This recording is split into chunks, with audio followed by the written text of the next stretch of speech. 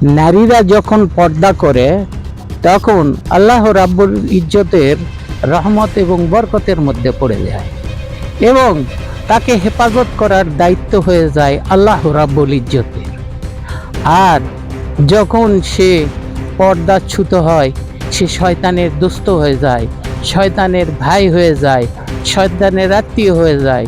শয়তান তাকে কুপথে বেপথে বিভিন্ন জায়গায় নিয়ে যায়। আপনাকে যদি বেপর্দা অবস্থায় রাখা যায় তাহলে বিভিন্ন জনে বিভিন্ন রকমভাবে দেখে শুনে বিভিন্ন কথাবার্তা বলবে। তাই পর্দা করা সবচেয়ে উন্নত এবং পর্দা করা একটা ফরজ।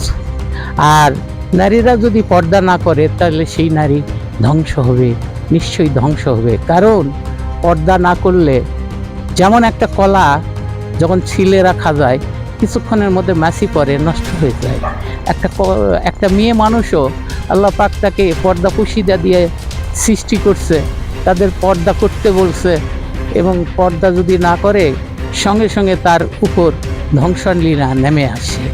তাই বলছি, একটা ফকির যদি ভিক্ষা করতে আসে আর যদি সে হাত বাইর করে ফকিরকে 2 পয়সা দেয়, ওই মুহূর্তে ফকির যদি মনে মনে কল্পনা করে এই মেয়েটার হাতটা কত সুন্দর, না জানি ওর চেহারাটাও কত সুন্দর, ওর দেহ মন মেজাজ নাকি আরও কত সুন্দর, এই বলে যদি মনে মনে কোনো রিয়া কোনো খারাপ কিছু কল্পনা করে, কল্পনার যদি করে সেই কল্পনার থেকে তার জেনার কল্পনা করে, তাহলে সেই জেনার কল্পনার থেকে নিজেকে আপনি কি রক্ষা করতে পারবে?